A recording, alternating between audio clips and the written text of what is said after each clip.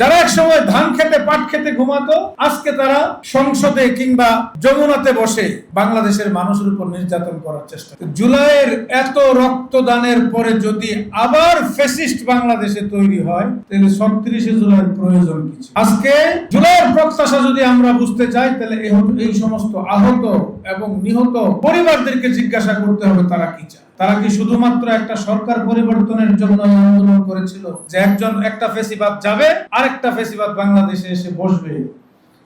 আসসালামু আলাইকুম ওয়া রাহমাতুল্লাহি ওয়া বারাকাতুহু। ইন্নাল হামদালিল্লাহ ওয়াস সালাতু ওয়াস সালামু আলা রাসূলিল্লাহ, আম্মা বা'দ। বাংলাদেশ খেলাফত যুব মজলিসের আয়োজনে আজকের ফিরে দেখা জুলাই ও আজকের বাস্তবতা শীর্ষক আলোচনা সভার সভাপতি, বাংলাদেশ খেলাফত যুব মজলিসের কেন্দ্রীয় সভাপতি জনাব মাওলানা জাহিদুজ্জামান, অন্যান্য অনেক যুব সংগঠনের নেতৃবৃন্দ, প্রাণপ্রিয় উপস্থিতি। আমাদের সময় একেবারে অল্প, অনেক গুরুত্বপূর্ণ আলোচক অনেকেই বাকি আছেন, লম্বা কথা বলার সুযোগ নাই। জুলাই বিপ্লবের প্রেক্ষাপট, জুলাইয়ের আন্দোলন, জুলাইয়ের গণ অভ্যুত্থান, এগুলোর সাথে আমরা খুব নিবিড়ভাবে জড়িত ছিলাম।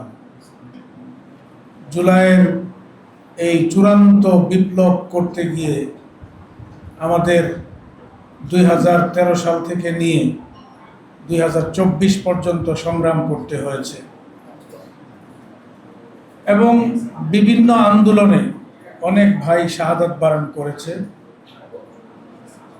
অনেকে পঙ্গুত্ব বরণ করেছে, অন্ধত্ব বরণ করেছে, সন্তান পিতা হারা হয়েছে, স্ত্রী স্বামী হারা হয়েছে। সেই করুণ ইতিহাস আমরা সবাই জানি।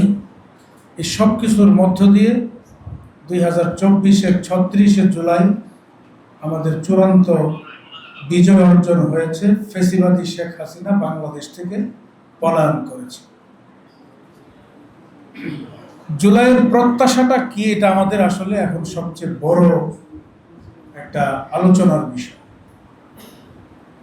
জুলাইয়ের প্রত্যাশাটা কি? আমরা এই জুলাইয়ের পট পরিবর্তনের পরে বাংলাদেশটাকে কিভাবে দেখতে চাই, এটা হলো সবচেয়ে বড় টপিক। আপনারা দেখবেন যারা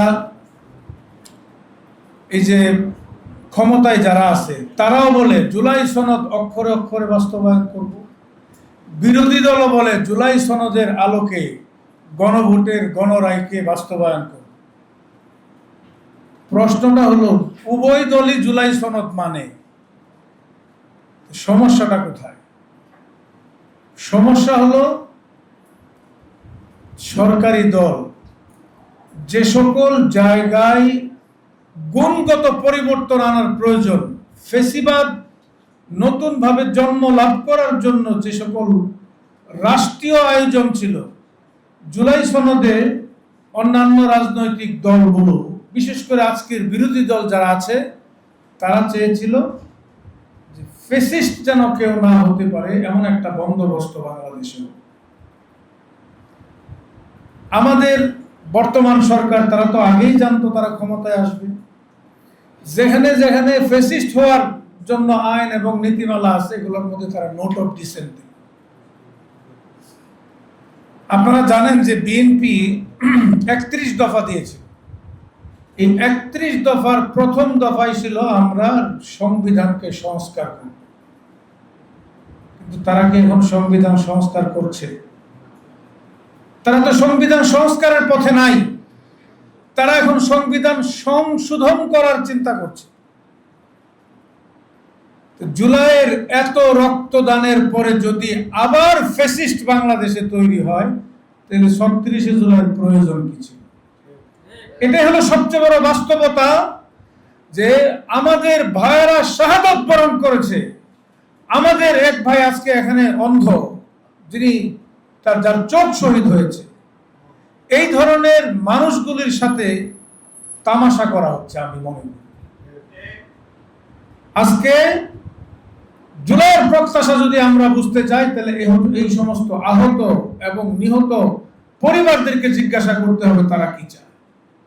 তারা কি শুধুমাত্র একটা সরকার পরিবর্তনের জন্য আন্দোলন করেছিল, যে একটা ফেসিবাদ যাবে, আরেকটা ফেসিবাদ বাংলাদেশে এসে বসবে? সেই চাঁদাবাজি, সেই দুর্নীতি, সেই দলবাজি, সরকার দলের লোকজনকে আজকে আবার বিভিন্ন সেক্টরে বসানো হচ্ছে। আমরা শুনলাম কি যে নির্বাচন কমিশনে এমন একজন মানুষকে দেওয়া হচ্ছে যিনি গত নির্বাচনে বিএনপির নির্বাচন পরিচালনা কমিটি ছিল। এই যে দলীয়করণ, এই দলীয়করণ আবার নতুন ভাবে প্রাতিষ্ঠানিক রূপ দেওয়ার জন্য কি জুলাই হয়েছিল? আজকে আমাদের সবচেয়ে বড় বাস্তবতা হলো জুলাই এর এই অভ্যুত্থানকে রাষ্ট্রীয়ভাবে গলা টিপে হত্যা করা হচ্ছে। এটা হলো বাস্তবতা। আমি কথা বলার স্বাধীনতা পেয়েছি, আমি প্রোগ্রাম করার স্বাধীনতা পেয়েছি।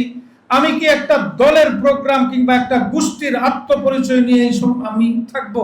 আমার ভবিষ্যৎ প্রজন্ম যে দেশে থাকবে, যেই নগরে থাকবে, যেই ভূখণ্ডে থাকবে, সেই ভূখণ্ডে তারা তাদের আত্মপরিচয় নিয়ে নিজেকে বাংলাদেশী এবং গর্বিত এদেশের একজন অংশীদার হিসাবে বলতে পারবে না।